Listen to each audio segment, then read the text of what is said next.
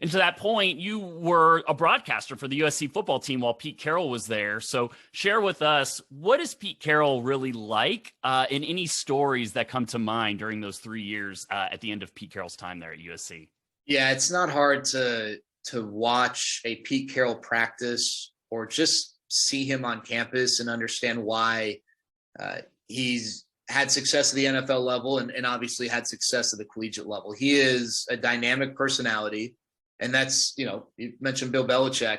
Bill Belichick's, no one would ever say dynamic personality, right? And just furthers your point, can go about it two different ways, but get to the same endpoint.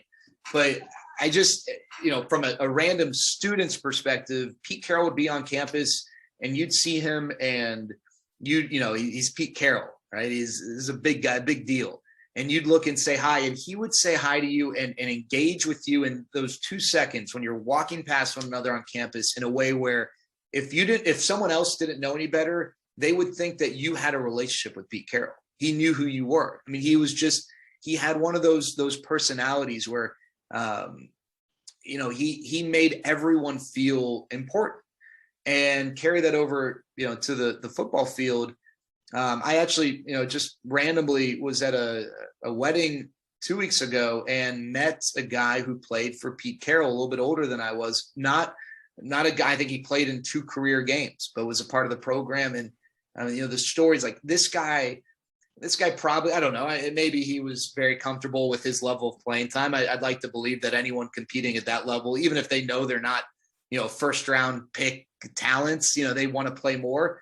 This guy barely played, and he would run through a brick wall for Pete Carroll. And some of the things he shared, you go to a practice, Pete Carroll is bouncing around full of energy. He had those competition Tuesdays, he'd have like themes for different days. But what's clear is if you were to really take a step back and deconstruct it, Pete Carroll had his core beliefs, his core philosophies, and he didn't project them on you by simply standing up and saying, we're going to compete, we're going to do this. No, he put you in positions constantly to carry those out. And if you didn't, then you sink or swim, right? The energy part of it, the swagger. If USC didn't win a game, then it's the first thing you'd look at and say, man, they're so arrogant or whatever. But my goodness, Evan, it was awesome. We'd go on the road and I wasn't puffing my chest out as a little broadcaster, but it was so cool to see this. The football team would go somewhere and wow, that's the USC football team. And the way that they carried themselves, and that wasn't a mistake, it was by design. Pete Carroll projected that confidence and bordering on arrogance that helped USC win games before the ball was even kicked off, and I just think the thing for me though with Pete was how dynamic he was, how energetic, how engaging. He got his guys to want to play for him. And, we talk about, I know in different sports and how things have evolved, being a player's coach versus, being a strict enforcer, the Tom Coughlin versus the Pete Carroll, the Bill Belichick. Tom Brady and Bill Belichick accomplished a lot, but look at, their relationship versus say a Greg Popovich, who's also kind of a hard ass, but Greg Popovich and Tim Duncan's relationship compared to Bill Belichick and Tom Brady's. And not to say that Belichick and Brady, are forever enemies, but it's clear that it's not like they've got this tight relationship that other stars have had with their head coaches. And but with Pete, you have that. I think players, one of the early challenges for Pete when he took over the Seahawks job was upsetting some of his USC players because he didn't draft them. I think of Taylor Mays, who was highly regarded at the time, but Pete Carroll took Earl Thomas. And heck, right decision, right? Look at Earl Thomas's career versus Taylor Mays' lack of a career, really. But I think where Taylor Mays has said later on, he didn't think anyone could believe in him any more than Pete Carroll. So if Pete Carroll didn't draft him, what I don't get it. But Pete instilled that belief in every single one of his players. And that's something that I don't know that I've seen to this day accomplished as effectively as I was able to witness Pete do while at USC. So you talked about the belief that Pete Carroll was able to instill in the players. Like, was that true of just kind of like the overall chemistry of the team? Was it just kind of that there were so many talented players on the field and that you were intimidating the teams you guys were playing? Or was there like a deeper element of cohesion and chemistry that he was creating in addition to this confidence he was giving each player? Yeah, I think that I think that both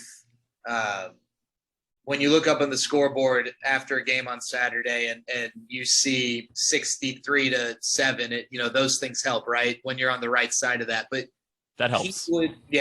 Pete would, I mean, in the middle of the season, Pete would cut a practice short and it'd be a surprise. They'd get in the buses, get a police escort, which USC was one of the first they would get police escorts everywhere. It didn't matter if it was a 2-minute drive or a 30-minute drive, but that was all a part of building this aura of USC football. Police escort, we're a big deal. But they'd go bowling, they'd go karting, they'd go and watch. It's LA. They'd go and have a theater rented out for this new movie that's premiering that everyone's been talking about. That stuff was never lost on Pete. And while a basketball roster and a baseball roster and a football roster, different sizes, you're not going to get all, college football, it's like they have 700 guys on the team. Not everyone is going to be best friends with everyone, but Pete definitely cared about the players developing relationships with one another. And I don't think it always plays out this way. I think, quickly shifting to baseball, when the Rangers played the Toronto Blue Jays in both 2015 and 2016 in the playoffs, I remember one of the thoughts, well, the Blue Jays hate each other. The Rangers, they get along great. They got the edge. And those things, I think, as best as I've been able to confirm, were kind of true. The Blue Jays did not all get along. Jose Bautista was not a guy that everyone particularly loved. They had some volatile personalities. And those Rangers teams, while I don't know that, they were the closest teams of all time, they got along great, but they didn't win. And so it's not that you always that doesn't always win out, but I do think it makes a difference. And then, it'll tie back to USC, but I was watching the Packers-Bears game yesterday, and Joe Davis and Greg Olson were on the call, and they were talking about how they were relaying a conversation they had with Davante Adams. And Davante Adams, for those who don't know, arguably, maybe not arguably, just based on raw production, but arguably the best receiver in the NFL. And maybe you can make that case the last few years. And he and Aaron Rodgers had this unbelievable connection. And Davante Adams talked about how the time he spent with Aaron Rodgers away from the field, just socially with their wives, hanging out, that makes a big difference. And, you are more compassionate towards someone and mistakes they might make, and working with them and helping them out and doing the things that allow you to be the best teammate possible. If maybe it's someone you have a great relationship with versus someone you kind of despise.